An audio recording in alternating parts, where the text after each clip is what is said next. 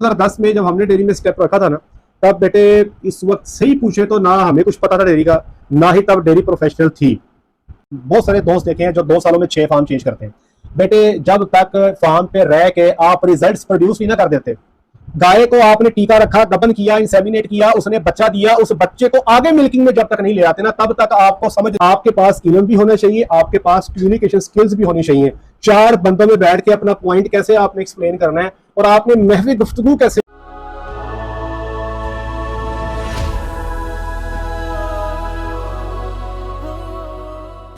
हाँ जी, बिस्मिल्लाहिर्रहमानिर्रहीम, अस्सलाम वालेकुम वरहमतुल्लाहि वबरकातुहू। मेरा नाम है डॉक्टर मोहम्मद मुज़म्मिल हसन। और एक दफ़ा तमाम पार्टिसिपेंट से गुजारिश है कि पहले हम एक दफ़ा रसूल अकरम सल्लल्लाहु अलैहि वसल्लम की ज़ात पर दुरूद शरीफ का नज़राना भेज दें। अल्लाहुम्मा सल्ली अला सय्यिदिना व मौलाना मुहम्मदिन व अला आलि सय्यिदिना व मौलाना मुहम्मदिन कमा तुहिब्बु व तर्ज़ा सल्लल्लाहु अलैहि व आलिहि वसल्लम। जैसे कि आज का जो टॉपिक है वो डेयरी फार्मिंग से रेलेवेंट है, और हम ये बात करना चाहते हैं कि जनरल गाइडलाइंस हमारे बच्चों के लिए जो डेयरी फार्मिंग में आना चाहते हैं। सबसे पहले तो गुजारिश है कि अमूमी तौर पे जब आपका फ्यूचर आप स्टार्ट करने वाले हैं, तो आप 7th सेमेस्टर में हैं, 8th में हैं, 9th में हैं, डिग्री के आखिरी स्टेजेस पे आप लोग चल रहे हैं, तो एक सबसे जो बड़ा इम्पॉर्टेंट नुक्ता है जो मैं आपसे शेयर करना चाहता हूँ वो होता है selection of your desired field. ये सबसे बड़ा नुक्ता है जिसके ऊपर आपने काम करना है। हम जब डिग्री करके पास आउट हो रहे थे तो हमारे पास कोई डायरेक्शन नहीं थी, हमें नहीं पता था हमने डेयरी में जाना है, हमें नहीं पता था हमने पोल्ट्री में जाना है। तो सबसे पहले आप अपना आज ही तयन कर लें। आप चाहे डिग्री के स्टार्ट में है, मिड में है, आप एंड पे चल रहे हैं, आप अपनी तयन कर लें, डायरेक्शन तय कर लें कि आप किस सिमत में जाना चाहते हैं।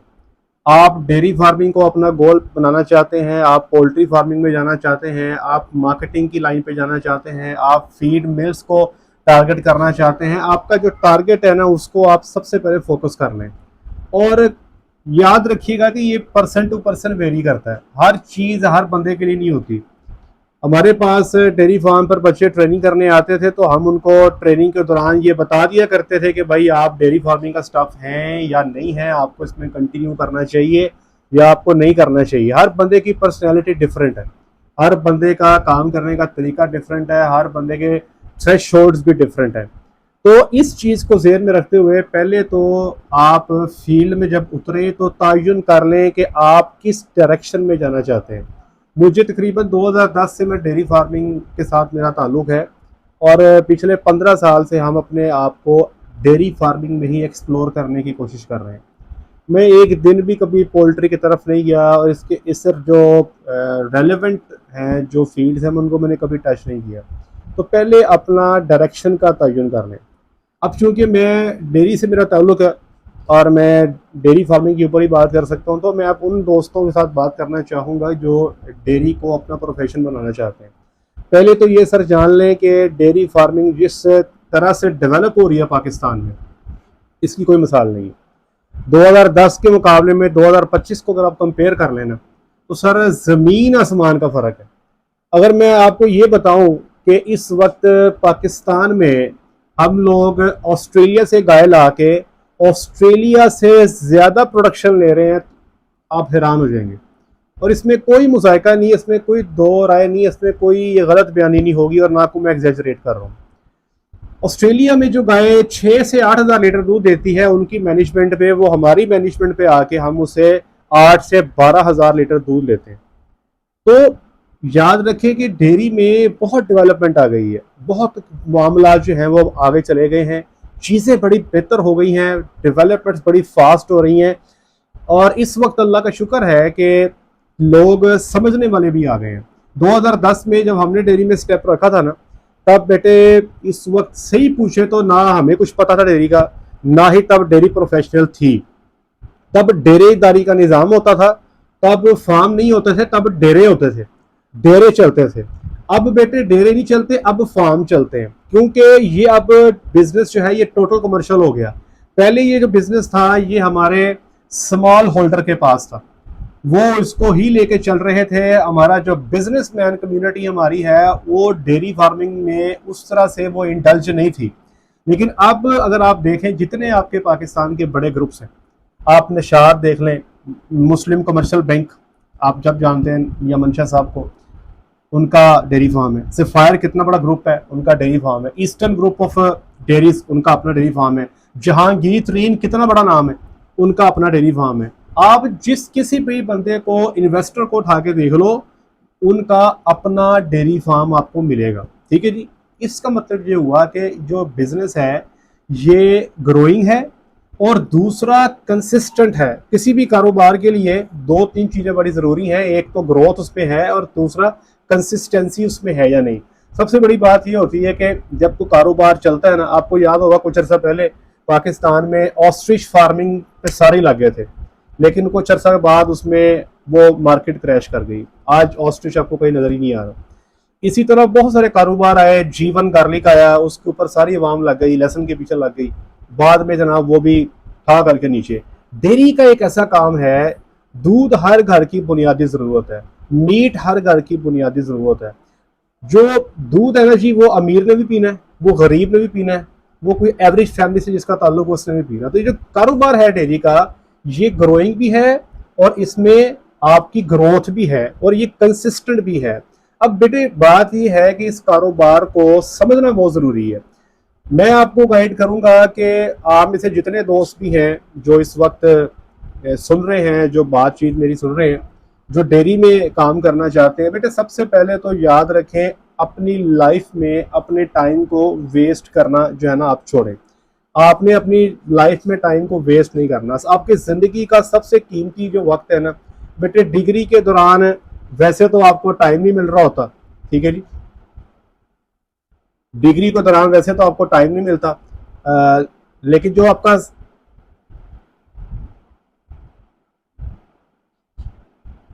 ये मेरी आवाज़ आपको आ रही है जी? ठीक है। मैं कह रहा हूँ डिग्री के दौरान बेटे वैसे तो टाइम नहीं मिलता, लेकिन जो समर ब्रेक है ना वो एक बहुत यूनिक टाइम है किसी भी बच्चे के लिए। उसकी डिग्री में कम से कम 5 समर सीजन लाजमी आते हैं। ये आपका तकरीबन बेटे बात करें तो ये जून, जुलाई और अगस्त का महीना, बेटे इन महीनों को डेयरी फार्म्स पे जाएं, वहां पे काम करें। मेरे पास एक इन्वेस्टर है, वो डेयरी फार्मिंग करने चाहते हैं। अब आप बिलीव करें, वो मुझे कह रहे हैं कि कारोबार स्टार्ट करने से पहले किसी डेयरी फार्म पे मुझे एज एन एम्प्लॉय रख लें और मैं वहां पे गोबर भी उठाऊंगा, मैं वहां पे जो है मिल्किंग भी करूंगा, मैं वहां पे फीडिंग भी करूंगा और मैं 1 रुपया नहीं लूंगा। मैंने सिर्फ देखना है कि फार्मिंग होती कैसे है। वो सीखना चाहता है और फिर वो इन्वेस्टमेंट करना चाहता है। तो बेटे आपकी जिंदगी में जो 5 समर आने हैं ना बेटे, जब आप डिग्री करके निकलो तो ये 5 समर मतलब 15 महीने, और वो भी बेटे फुल गर्मी के। गर्मी का मौसम डेयरी में सबसे मुश्किल मरहला डेयरी में गर्मी का होता है। अगर कोई बच्चा ये अपने 15 महीने डेयरी फार्म को दे दे समर में, आप बिलीव करो कि जब वो इंशाल्लाह फील्ड में जाएगा ना तो उसको लेने वाले बहुत सारे हाथ होंगे। इस वक्त अलमिया ये है कि बेटे मुझे बहुत सारे डॉक्टर चाहिए फार्म्स पे, लेकिन अनफॉर्चुनेटली हर बंदे का एक ही तकाजा है कि हमें बच्चा वो चाहिए जो फील्ड में जिसने काम किया हो, जिसके पास फार्म का एक्सपीरियंस हो। कोई बंदा भी न्यू लड़का या फ्रेश बच्चा लेने को तैयार नहीं है, क्योंकि गायें बहुत महंगी होगी, एक्सपेंसिव होगी, 10-10 लाख की गाय है। अब कोई बंदा एक्सपेरिमेंटेशन की फेस में जाना नहीं चाहता। अच्छा, अब बेटे एक तो अपने समर को यूटिलाइज करें, अपने इर्द गिर्द अपने घर के नज़दीक किसी भी फार्म पे अपॉर्चुनिटी मिलती है वहां पे जाएं, सिर्फ देखें हो क्या रहा है, सिर्फ चीज़ों को ऑब्जर्व कर लें हो क्या रहा है। आपको जानवर की डाइट का अंदाज़ा हो जाए, आपको जानवर के लाइफ साइकिल का अंदाज़ा हो जाए, आपको डेयरी फार्म के रूटीन मैटर्स का अंदाज़ा हो जाए, ये समझ लें कि आपकी बहुत बड़ी कामयाबी होगी। अच्छा, अब इसके साथ साथ बेटे अब आपने कुछ चीज़ें और हैं जिसके ऊपर आपने तवज्जो देनी है। सबसे पहले आज के दौर की सबसे जो इम्पोर्टेंट चीज़ है वो है बेटे, आपने अपनी जो स्किल्स हैं, डिजिटल स्किल्स, उनको बहुत इंप्रूव करना है। ये इसके ऊपर आके मैं बहुत ज़्यादा फोकस दूंगा बेटे। जो आपकी डिजिटल स्किल्स है ना, इसके ऊपर अगर आप कोर्स कर लो बेहतर है। आर्टिफिशियल इंटेलिजेंस के ऊपर कोर्सेज है बेटे, ये कोर्सेज करो। आप बिलीव करें कि ये चीज़ें जो है आगे जाके आपको बहुत हेल्प देने वाली हैं। मैं खुद बहुत इनसे हेल्प लेता हूँ, लेकिन उसके लिए आपके पीछे बेस होनी चाहिए। हर चीज़ का ना इस्तेमाल है। गूगल है ना, गूगल, गूगल पे सर्चिंग हर बंदा नहीं कर सकता। गूगल को सर्च करने का भी एक प्रॉपर तरीकेकार है कि आपने जो रिक्वायर्ड डॉक्यूमेंट है वो आप कैसे निकालते हो। अब रिसर्च आर्टिकल आपने कहां से लेना है, आपने बुक कहां से लेनी है, आपको रिलायबल सोर्स का जो है वो तलाश करना, उसका पता करना, ये जरूरी है। अच्छा जी, अच्छा जी, इसमें भाई नीचे को सवाल भेज रहे हैं, मेरी गुजारिश होगी मैं इंशाल्लाह 10-15 मिनट के बाद सेशन को एंड करूंगा, फिर सबके सवाल लूंगा। आप सवाल बोलिएगा तो इंशाल्लाह मैं उसको एड्रेस करूंगा। अपनी डिजिटल स्किल्स के साथ साथ अगली चीज जो इंपॉर्टेंट है बेटे वो है कम्युनिकेशन स्किल्स। डॉक्टर ये तनवीर साहब आजकल बहाउद्दीन ज़िक्रिया यूनिवर्सिटी में गालिबन ही is the chairman in the CMS department, हमारे उस्ताद रहे UAF में, आप शायद नहीं जानते होंगे। तो मैं कभी फार्म से उनके पास जाना तो वो हमें एक बात कहा करते थे, जंगल में मोर नाचा किसने देखा। तो बेटे आपके अंदर इल्म का समंदर है, लेकिन अगर आप उस समंदर को शो ही नहीं कर पा रहे हो, दिखाई नहीं पा रहे हो, तो उसका किसी को कोई फायदा नहीं। तो बेटे मैंने ये देखा है कि बहुत अच्छा ब्रिलियंट बच्चा सिर्फ कम्युनिकेशन ना करने की वजह से, उसको बात नहीं करने आ रही, चार बंदों में बैठ के वो अपना व्यू पॉइंट नहीं रख पा रहा। आप बिलीव करें, मैंने कई ऐसे लड़के देखे हैं जिनको आता जाता कख नहीं है, लेकिन क्योंकि कम्युनिकेशन उनकी बहुत बेहतर है, वो फील्ड में जो है आगे से आगे जा रहे हैं। तो बेटे आपके पास इल्म भी होना चाहिए, आपके पास कम्युनिकेशन स्किल्स भी होनी चाहिए। चार बंदों में बैठ के अपना पॉइंट कैसे आपने एक्सप्लेन करना है और आपने महवी गुफ्तगू कैसे होना है, ये बहुत जरूरी है। इसके ऊपर फोकस करने की बहुत जरूरत है, इसके ऊपर आपको काम करने की जरूरत है। अब बेटे डेयरी फार्मिंग के आगे आगे डिफरेंट सेक्टर्स हैं। सेक्टर में जो डेयरी की जान है उसमें बेटे सबसे पहले डेयरी चलती ही दूध की पैदावार पे है। हम जब डेयरी फार्म पे गए थे 2010 में, तो हमें पहले दिन एक बात हमारे कान में डाल दी गई थी कि डॉक्टर दूध लेना नहीं जानते। डॉक्टर का काम नहीं है दूध लेना, डॉक्टर का काम है सिर्फ टीके लगाना, गोली करना और जानवर का इलाज करना। हमें बड़ा डिप्रेस किया गया, हमें डिस्करेज किया गया एक किस्म का, लेकिन यहाँ से सुन के यहाँ से निकालते रहे, लगे रहे। फिर अल्लाह की ज़ात का फसल हुआ, मिल्क कॉम्पिटिशन्स विन किए, और अब अल्हम्दुलिल्लाह लोग हमसे कॉल करके हमसे फार्मूलेशंस लेते हैं, हमसे पूछते हैं भाई जानवरों को फीड क्या करना है, आपने दूध कैसे लेना है, दूध बढ़ाने के नुस्खे पूछते हैं। तो सबसे इंपॉर्टेंट है जानवर की मिल्क प्रोडक्शन। अब मिल्क प्रोडक्शन में आगे ये कैसे आएगी बेटे, ये मैनेजमेंट से आनी है। आपकी मैनेजमेंट क्या होगी बेटे, आपकी न्यूट्रिशन क्या होगी, आप जानवर को खुराक कैसे देते हो, फिर किस ब्रीड पे काम करते हो, वो ब्रीड कौन सी है, और फिर एनिमल को हेल्दी कैसे रखना है। ये चार चीजें जो है ना ये डिटरमिन करती हैं कि आपके जानवर की दूध की पैदावार कैसी होगी। जानवर की हेल्थ, जानवर की ब्रीड, जानवर की डाइट, जानवर की मैनेजमेंट, इन चार को सीखना है। और बेटे याद रखिएगा, there is no shortcut to experience.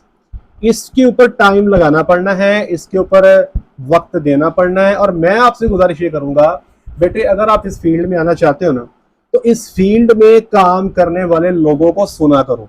जैसे मैं मिसाल देता हूं, अगर आप में से किसी बंदे को शौक है कि वो डेयरी की न्यूट्रिशन पे काम करना चाहता है, तो बेटे डॉक्टर माइक हजन्स, आप जाएं यूट्यूब पे, उनके पेज को आप लाइक करें, उनके पेज को फॉलो करें और उनकी वीडियोस को निकाल के देखें, उनके ऑनलाइन कोर्सेज हैं उनको अवेल करें। अगर बेटे आप इसे कोई दोस्त बच्चा ऐसा है जो हूफ ट्रिमिंग में अपने आप को कारीगर बनाना चाहता है, हूफ ट्रिमिंग आप बिलीव करें डेयरी फार्म की सबसे इंपॉर्टेंट सीट है जिसपे इंतहाई तजुर्बेकार बंदा काम करता है। नो लेग नो काव। अब आप हूफ ट्रिमिंग सीखना चाहते हो तो हूफ जीपी, हूफ जीपी इसके नाम पे यूट्यूब पे आपका पूरा चैनल अवेलेबल है, जाओ उसकी वीडियोस देखो, आप बिलीव करें देख के आप 50% ट्रिमिंग वही सीख जाएंगे। अगर आप डेयरी फार्म की मैनेजमेंट को और बिजनेस को सीखना चाहते हो तो आप मुझे देख सकते हैं।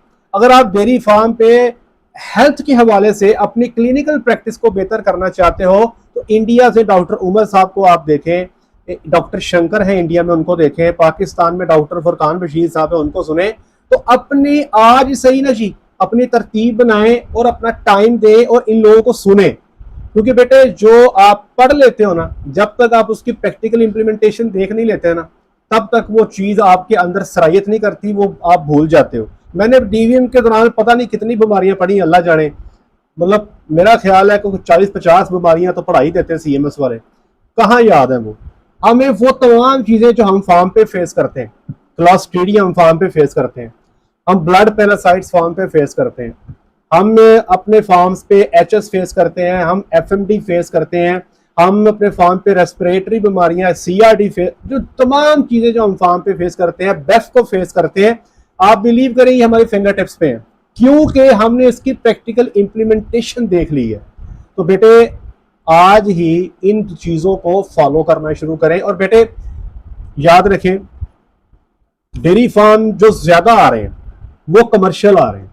कमर्शियल सेटअप ऐसा सेटअप जो प्रोग्रेसिव है, जिसमें किसी के पास 50 जानवर हैं, किसी के पास 100 जानवर हैं, किसी के पास 150 जानवर हैं। बेटे ये ज्यादातर फार्मर जो हैं ये एक से ज्यादा वेट को अफोर्ड नहीं करते। इनके पास या तो एक वेट होगा या मैक्सिमम एक वेट के नीचे एक VA होगा, वेटनरी असिस्टेंट होगा। जो बड़े सेटअप्स है ना कॉर्पोरेट डेयरीज, बेटे वहां पर तो मैनेजमेंट का बंदा अलहदा, हेल्थ का बंदा अलहदा, ब्रीडिंग का बंदा अलहदा, काफ का बंदा अलहदा, फीडिंग का बंदा अलहदा, एग्रीकल्चर का बंदा अलहदा, अकाउंट्स का बंदा अलहदा। लेकिन बेटे जब आप फार्म पे जाओगे, जो सेटअप हमारे पास होते हैं वहां पे काम करने वाला डॉक्टर, उसको मैनेजमेंट भी करनी है, लेबर भी देखनी है, हेल्थ भी करनी है, ब्रीडिंग भी करनी है, अकाउंट्स को भी मैनेज करना है, एग्रीकल्चर को भी देखना है। आज का जो वेट है ना बेटे वो एग्रो वेट है। मुझे आप मकई, चूंकि हमारा एक मेन चारा है, हम मकई का सैलेड बनाते हैं, तो आप मुझसे मकई के बारे में सवाल कर सकते हो कि डॉक्टर साहब मकई कैसे लगाते हैं, मुझे पता है। ये कब सोइंग होती है, हमारा जो पूरा साल का जो हमारा फॉडर प्लान है वो क्या होता है, कैसे अपनी फीड कॉस्ट को कम कर सकते हैं थ्रू प्रॉपर अपना फॉडर प्लान, ये सारा काम है, ये आपको सीखना पड़ेगा। अब बेटे देखा जाए तो जो एनिमल हस्बेंड्री के हमारे दोस्त हैं, ये मैनेजमेंट करना या खुराक को कैसे दिया जाता है ये सीखना, ये उनका काम है। लेकिन बेटे जो फार्मर है वो अफोर्ड नहीं करता, वो कहता है जी मुझे एक डॉक्टर दो जो मुझसे 80,000 ले ले, 90,000 ले ले, लाखों रुपया ले ले, लेकिन ये सारे काम मुझे करके दे। या अगर मुझे कोई एनिमल हस्बेंड्री का बच्चा भी आपने देना है तो मुझे दो, लेकिन वो मेरी हेल्थ को भी देखे, ब्रीडिंग को भी देखे, मेरे बच्चे को भी देखे, अकाउंट्स को, सारे मामलात को देखे। तो बेटे ऑल इन वन होना पड़ना है। इसलिए आज ही अपनी जो डायरेक्शन है ना उसके ऊपर फैसला करें कि आपको ये तमाम चीजें सीखनी पड़ेंगी। और बेटे ये कुछ मुश्किल नहीं है, आप बिलीव करें, शौक अगर आप रखते हैं ना, सिर्फ एक ये शौक होना चाहिए, एक शौक होना चाहिए। दूसरा, अगर आप मेहनत से घबराते नहीं है तो बिलीव करें आप एंजॉय करेंगे फार्म पे। आप सिर्फ 2 साल टिक के लगा दें मेहनत मुशक्कत के साथ, इंशाअल्लाह अजीज आपको अपने अंदर एक वाज़े फर्क नजर आएगा। और बेटे आज के दौर में ना ये तकरीबन डेयरी में बहुत सारे दोस्त हमारे आ रहे हैं, बड़े दोस्त हैं जो फार्मिंग में आ रहे हैं। मेरे पास मेरा ख्याल ये है कि एक महीने में कम से कम मैं 10 इन्वेस्टर से मिलता हूँ, ठीक है जी। हर बंदे के सवाल वो क्या है, मुझे कोई नहीं पूछता डॉक्टर साहब आप इलाज कैसा करते हैं, मुझे नहीं कोई पूछता। ना मुझे कोई ये पूछता है कि डॉक्टर साहब आप इंसेमिनेशन कितनी अच्छी कर लेते हैं, मुझे कोई नहीं पूछता। ना मुझे कोई ये पूछता है कि डॉक्टर साहब आप रिकॉर्ड कीपिंग में आपका MS एक्सेल वर्ड पे आपका हाथ कैसा, मुझे कोई नहीं पूछता। डॉक्टर साहब आप प्रूफ टीमिंग कैसे कर लेते हैं, मुझे कोई नहीं पूछता। जब कोई इन्वेस्टर आके बिजनेस स्टार्ट करना चाहता है ना तो वो मुझे सिर्फ ये पूछता है कि डॉक्टर साहब ये कारोबार है, क्या ये करना चाहिए, इसकी फिजिबिलिटी क्या है, इसमें कितने पैसे बचेंगे, इसमें रिटर्न ऑन इन्वेस्टमेंट क्या होगा, मेरा इन्वेस्टमेंट प्लान क्या होगा, जानवर कहां से होंगे, जानवर कहां से लाने होंगे, हाउसिंग क्या होगी, जानवर की हाउसिंग के ऊपर खर्चा क्या आएगा, जानवर की स्पेस रिक्वायरमेंट क्या होगी, मेरा 5 साल प्लान क्या होगा। ये वो सवाल है जो हर फार्मर करता है। बेटे इन चीजों को सीखना है। अगर आप फार्म पे काम कर रहे हो, 3 साल आपको काम करते को हो गए, 2 साल काम करते को हो गए, लेकिन आपको ये नहीं पता कि आपके जानवर जिस क्यूबिकल में बैठते हैं उसकी डायमेंशन क्या है, तो बेटे याद रखें कि आपने टाइम ज़ाया किया। अगर आप फार्म पे काम कर रहे हो और आपको ये नहीं पता कि पर एनिमल आप स्पेस क्या दे रहे हो, आपने टाइम वेस्ट किया।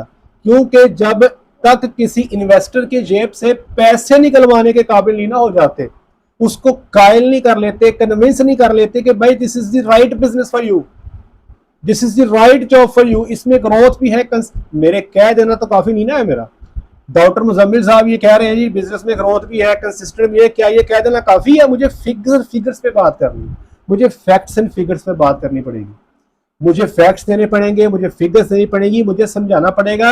और याद रखें ये जो आपके बिजनेसमैन लोग होते हैं ना ब्रदर, ये इनके सवालात ये बंदे को देख के जज कर लेते हैं कि ये जो बंदा सवालों के जवाब दे रहा है ना, ये बैठा तुक्के लगा रहा है या कितना कॉन्फिडेंट है या इसमें कितनी को पुख्तगी है इसकी बात के अंदर। तो इन चीज़ों को सीखना है फार्म पे, और ये चीज़ें बेटे फार्म पे रह के आनी है। मेरे पास जितने स्टूडेंट हैं मैं उनके साथ ये काम करता रहता हूँ। मैं मैसेज कर देता हूँ अपने फार्म पे, बेटे पर लीटर कॉस्ट निकाल के मुझे भेजो, इससे वो भी सीख लेते हैं और मेरे पास भी डाटा मुकम्मल आ जाता है।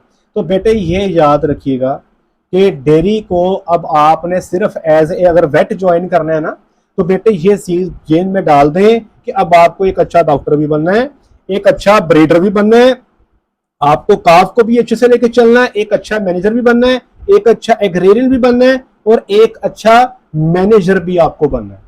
फिर इंशाल्लाह अजीज डेयरी में बेटे बहुत जगह है आपके लिए, बहुत स्पेस है। और मेरी गुजारिश होगी बेटे कि कंसिस्टेंट रह के काम करना है बेटे। अक्सर देखा गया है कि बच्चे डेयरी में जाते हैं, कोई 4 महीने बाद जॉब चेंज कर लेता है। बहुत सारे दोस्त देखे हैं जो 2 सालों में 6 फार्म चेंज करते हैं। बेटे जब तक फार्म पे रह के आप रिजल्ट्स प्रोड्यूस नहीं ना कर देते, गाय को आपने टीका रखा, गबन किया, इंसेमिनेट किया, उसने बच्चा दिया, उस बच्चे को आगे मिल्किंग में जब तक नहीं ले आते ना, तब तक आपको समझ नहीं आनी। जब तक अपने हाथ से सीमन रख के आने वाली ब्रीड का दूध देख नहीं लेते ना, तब तक डेयरी आपके अंदर समानी नहीं है। तो कंसिस्टेंट रहना है और अपने आप को आगे लेके जाना है।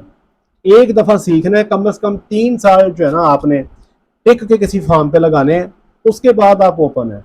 फिर चाहे तो अपना कारोबार कर लें, फिर चाहे तो आप जो है डेयरी फार्म्स की कंसल्टेंसीज पकड़ लें, या जो भी आप फील्ड चूज करना चाहते हैं। तो ये basically these are the guidelines जिस पे आज काम करना है। मैंने देखा कि अमूमी तौर पे हमारी यूनिवर्सिटीज़ के अंदर जो बच्चे हैं वो सिर्फ रट्टा लगाते रहते हैं, बीमारियां पढ़ लो, साइंस सिम्टम पढ़ लो, ट्रीटमेंटें याद कर लो, या अगर उनको कहीं पे कोई ट्रीटमेंट मिल जाए तो वो भाई ये करना ही करना है। लेकिन बहुत सारी चीज़ें इससे हटके भी हैं जो आपने सीखनी है, और ये वो चीज़ें हैं जिनसे आपका बार बार आपका सामना होगा। अब बेटे अपने सवाल बताएं, आपके सवाल प्लीज।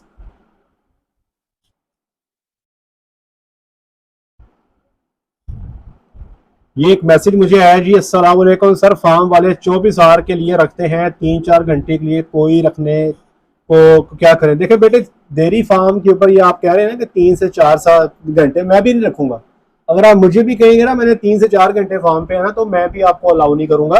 बेटे फार्म की ना एक बायो सिक्योरिटी होती है, तो फार्म पे रुक के ही आपको समझ आनी है। समर के महीनों में बेटे जब आप की छुट्टियां हैं, आप घर पे फारिग हैं, तो बेटे 3 महीने जाएं फार्म पे, आप महीने बाद छुट्टी करें आप, उसके बाद जो है अपना आप फार्म पे रहें। 3-4 घंटे रोज के आना जाना ये कोई भी समझदार फार्मर जो है ना ये आपको अलाउ नहीं करेगा जी। और किसी दोस्त का सवाल है तो जरूर पूछे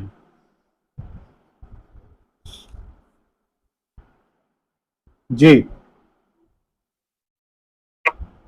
अस्सलाम वालेकुम। जी वालेकुम अस्सलाम जी। सर मेरा एक और क्वेश्चन था कि आपने ना कुछ डॉक्टर्स के नाम लिए थे, बाकी सारे तो नोट कर लिए थे। एक आपने जो सबसे पहले को डॉक्टर माइक टाइप का बोला था, उनका क्या नेम था यूट्यूब पे जो होते हैं? डॉक्टर साहब इनका नाम है doctor Mike Hutgens, MIKE Mike, Hutgens HUTGENS, Mike Hutgens. ये बेटे बहुत ये is a professor, retired professor from USA, और इनकी ग्रिप है न्यूट्रिशन पे। इनकी बुक्स भी अवेलेबल है, मैंने भी एक बुक इनकी ऑर्डर की है। ये अभी रिसेंटली मेरे पास पहुंची है कि अगर आपने फार्म को विजिट करना है एज ए कंसल्टेंट तो आपको क्या चीजें जो है आपको गो थ्रू करनी है। तो इनकी बहुत सारी बुक्स भी हैं, तो वो आप जरूर इनको देखें जी।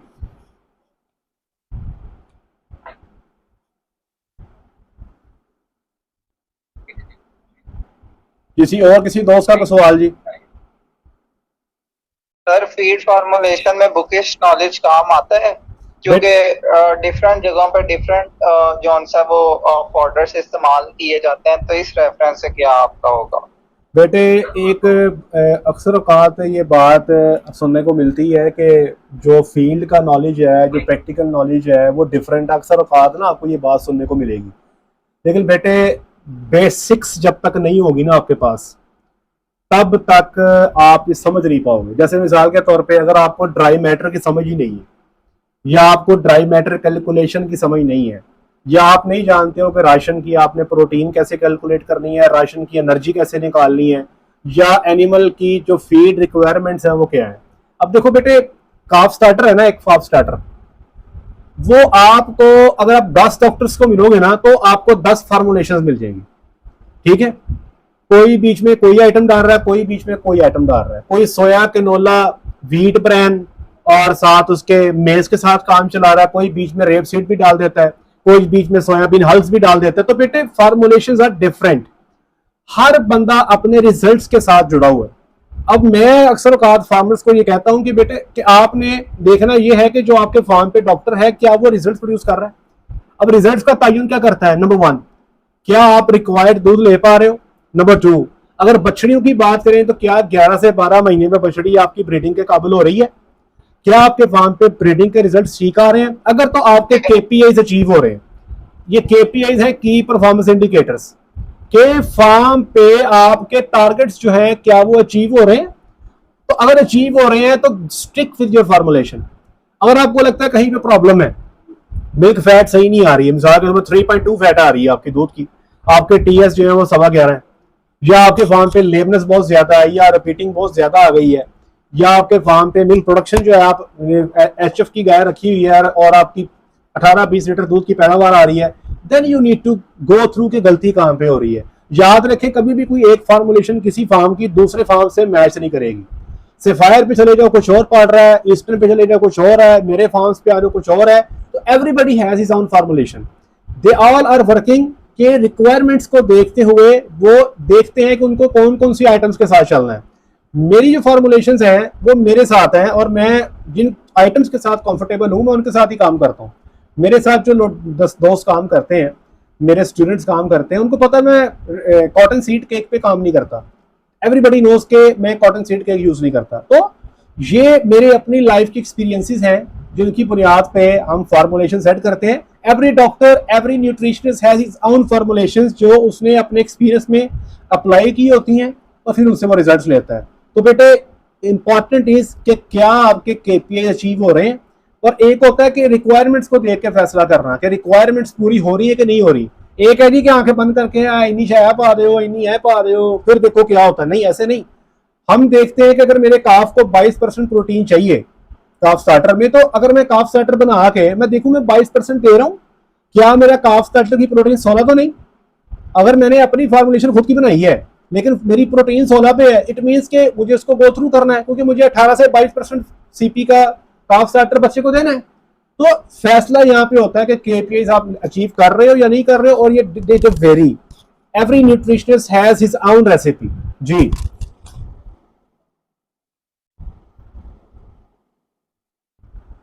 और किसी दोस्त का सवाल? जी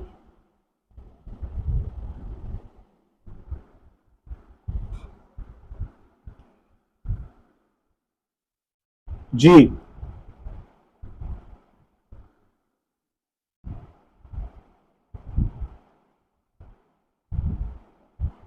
if everybody is done, so can we quit the session please?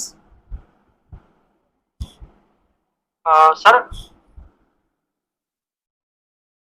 Ji sir मैं ये पूछ रहा था कि सर हमें इंटर्नशिप कैसे मिलेगा सर फार्म में? क्या क्या कैसे मिलेगा? सर इंटर्नशिप, अगर हम इंटर्नशिप करें ना तो अक्सर सर हमें नहीं देते ना। बेटे इसमें ना आपको मैं इसका स्ट्रेट हल बताता हूँ। जब तक तो मैं यूनिवर्सिटी का हिस्सा था ना, ज़रई यूनिवर्सिटी का, तो मैं आपको ज़रई यूनिवर्सिटी का बता सकता हूँ। वहाँ पर ना इंटर्नशिप कमेटी होती है, बल्कि अक्सर यूनिवर्सिटीज़ के अंदर होती है।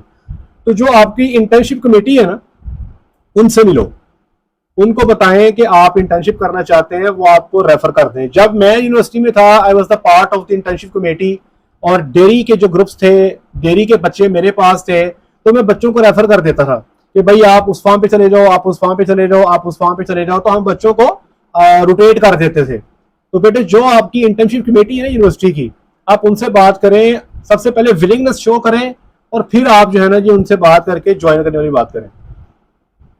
हो सकता है कि आपको हो सकता है आपको आपके रेफरेंस पे इंटर्नशिप ना मिले। मुझे भी कोई बच्चा अगर कोई भी बाहर से रब्ता करता है जिसको मैं नहीं जानता, तो मैं हर बच्चे से कहता हूं कि भाई अगर आपने इंटर्नशिप करनी है तो अपनी यूनिवर्सिटी का लेटर प्रोड्यूस करके लाओ, अपने इदारे से लिखवा के लेके आओ कि ये बच्चा हमारा है और वाकई हम इसकी बैक पे खड़े हैं, आप इसको इंटर्नशिप करवा दें, we are more than okay, हम करवाते हैं। लेकिन हमें उसके लिए यूनिवर्सिटी का लेटर या यूनिवर्सिटी का कॉन्सेंट चाहिए होता है। ठीक है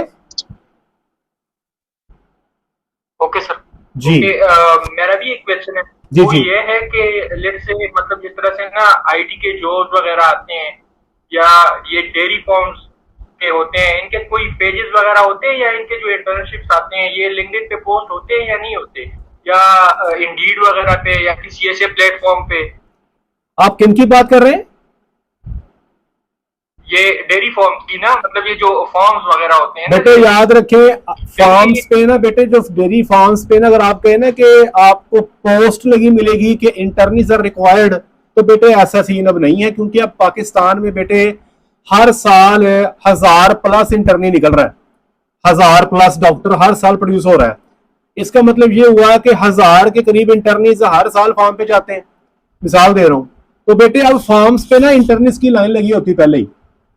अब वो सीन नहीं है कि आपको पहले फेसबुक पे या किसी प्लेटफॉर्म पे आपको एडवर्टाइज करना पड़े तो बच्चे आए, ऐसा नहीं है।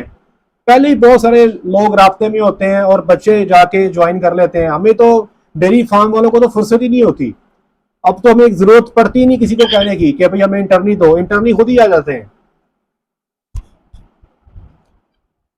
एक्चुअली मैंने ये क्वेश्चन इसलिए पूछा ना क्योंकि आईटी के या इस तरह के रेलेवेंट जितने भी जॉब्स होते हैं, इवन इंटर्नशिप्स वगैरह है ना, तो वो सारे इन प्लेटफॉर्म से ना पोस्ट होके ना लोग अप्लाई करते हैं और फिर प्रॉपर इंटरव्यूज बेटे जो कॉर्पोरेट आफ्टर इंटरव्यूज बेटे जो कॉर्पोरेट सेक्टर है ना, आपका जो कॉर्पोरेट सेक्टर है, अक्सर औकात इनका कुछ प्रोसीजर होता है कि ये कभी कभार टेस्ट भी ले लेते हैं, इंटरव्यूज भी कंडक्ट कर लेते हैं। लेकिन जो कमर्शियल फार्म्स है ना जी, जैसे मेरे सेटअप्स ही हैं, तो हमारे पास कोई भी बच्चा इंटर्नशिप करना चाहे हम करवा देते हैं। हम सिर्फ बच्चे की विलिंगनेस देखते हैं कि बच्चा करना चाहता है और आके इस फील्ड में बढ़ना चाहता है, हम उसको ले लेते हैं। लेकिन जब इंटर्नशिप का टाइम शुरू होता है ना, जनवरी से ऑनवर्ड, जब पता है कि हर यूनिवर्सिटी में इंटर्नशिप स्टार्ट हो गई है, तो बेटे फिर हमें, चूंकि बच्चे बहुत ज्यादा राब्ता करते हैं, तो फिर हम भी इंटरव्यूज करने शुरू कर देते हैं ताकि जो बेस्ट ऑफ द बेस्ट बच्चा है उसको लेके आगे फील्ड के लिए तैयार किया जाए। जी ओके सर, थैंक यू।